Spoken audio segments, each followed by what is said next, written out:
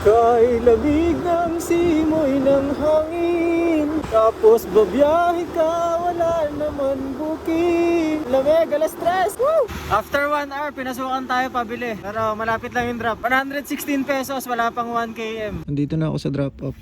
Parang doon na ako nag-pick up sa kabilang kantoran. Mailap sa akin yung food ah. Di ko alam kung papasukan ako ng food. Baka express na to, tas madilim pa na. Sa Maynila na tayo. Aray.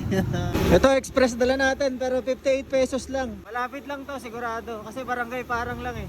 Laptop to guys. Madaling araw laptop. Sabi dito daw sa 24 na brown. Ay sige pa, wait lang. Sabi ni madam, hawak-hawak na lang pala. Pero inawakan ko lang siya nung nandun na sa may pin niya kasi lagpas ako ng konti. Inawakan ko na lang. Hindi pwedeng hawakan nyo eh, laptop yun. Naabono pa ako pag nasira ko yun. Kakabili ko lang ng bag eh. Abono na naman. Booking natin, pabili dito sa may Mercury Drug.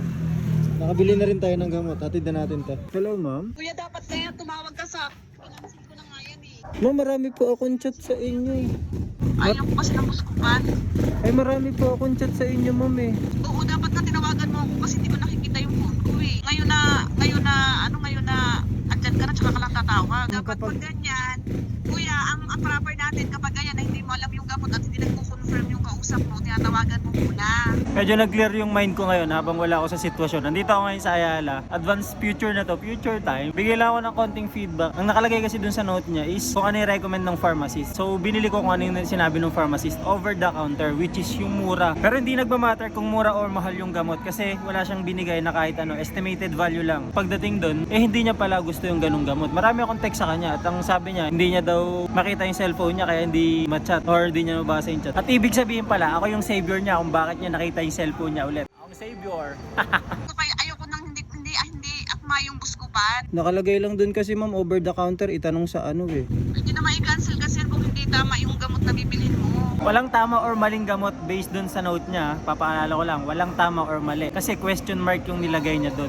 At ang makakasagot lang nun is yung pharmacist based dun sa sakit. Ang sabi nga ng pharmacist, dapat daw sa ER na siya pumunta kasi nga medyo critical daw yung mga symptoms na nilagay niya dun. So sabi nung ER, kung ipipilit niya, ibibigyan siya ng over the counter, not antibiotic kasi matapang yung antibiotic. Over the counter meds lang na hindi naman ganun kayang sirain yung katawan niya in case na mali yung maibigay na gamot sa kanya. So sabi nung pharmacist, kung ipipilit, bibigyan namin siya. At ang sabi nga din kasi nung pharmacist, pangalawang beses na siya nag-rebook ulit siya. So ibig sabihin, hindi ko alam kung nag-rebook or nung kinancel, lumutang lang yung booking at sa akin pumasok. So sabi nung sa isip-isip ng pharmacist, since pangalawang booking na, ibig sabihin, pinilit niya talaga. So binigyan na ako ng gamot nung pharmacist. Tapos ayun yung inabot ko sa customer. Sabi nga nung customer, pang-apat na rider daw ako eh. So ibig sabihin, may 3 or 4 na rider ang dumaan or parang ganun, 4 na rider ang dumaan bago ako. Back to the video, reaction video.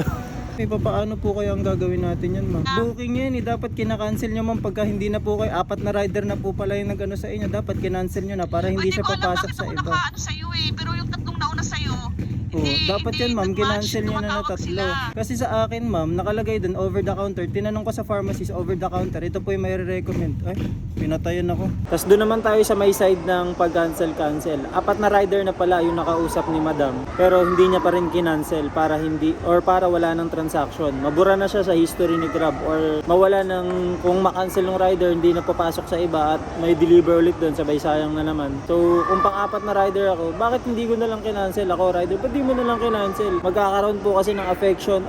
Magkakaroon kasi ng tama yung account namin. Magkakaroon ng cancellation rate. Ang tawag dito, yung completion rate, maapektuhan yung rider kineme namin. Kaya dapat, doon pa lang nung una, pangalawa, pangatlong nagka-problema na sila, nung ayaw niya ng gamot, dapat kinancel niya na doon sa booking niya as a passenger, hindi doon sa driver or sa rider. Pero anyways, dito naman na tayo. Diretso na tayo ng booking. Aray ko. Go online. 9 minutes.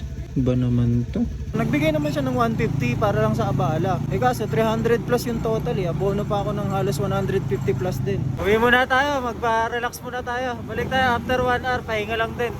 Napahaba yung tulog ko. Alas 10 na. 10:15 na. Late pa sa planner. Baka ma-miss session ko yun. Naray ka. Puno parking. Wala sigurong booking.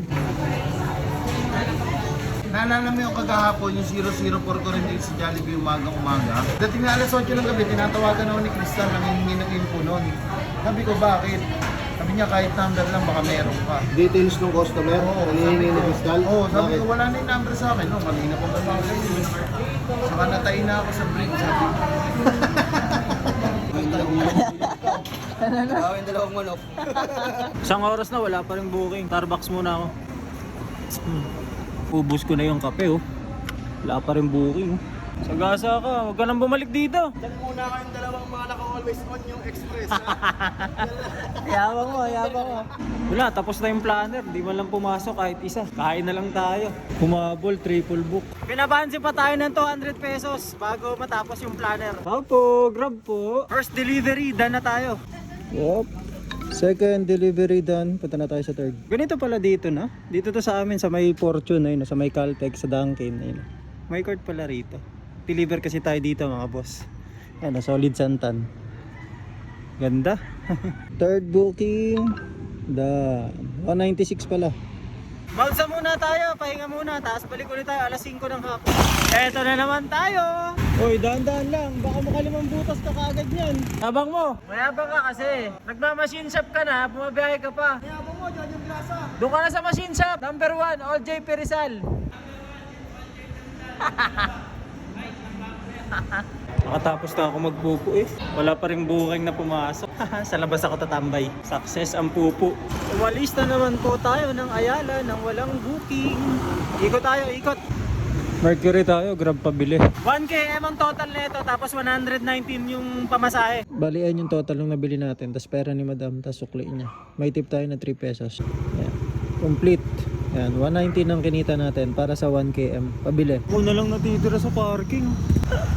Di man lang ako binigyan ng food. Lipat ako dito, McDo Sandy. Dito naman ako tatambay. Ngayon na lang ulit ako nakatambay dito. Tignan natin kung bibigyan tayo ulit. Sa wakas, nabigyan din McDonald. Buti naman binigyan mo na. Walang drinks to, 163 na. Thank you. Buti, okay na. Ito, 1.5 kilometers, 59 pesos. Mukhang kikitain lang natin yun, 150 sa buong planner or 200 ata. Dito na tayo sa Quibi. Tawagan natin customer. Kay Ma'am Sara po. 51 lang binayaran ng customer. 2-piece chicken yung order. Corporate na nga. Dito lang pala sa CNB. Kaso abono. Express po. Feel ko ayun yun. Wala lang kuro na nag-asikasa. Siguro may binubuo pang order. Ito nga, may resibo. Plus 15 pala kapag ka-express yung booking. Tsaka 9 yung gem. Ayun o, 52 yung delivery charge. Plus 15 plus 9. Sabi ni Grab, nagre-reklamo ka. O, binigyan akong 22 gem. Pagka 22 gem, it's either bulky yung order or puro pizza. Ayun, puro pizza binigay sa atin.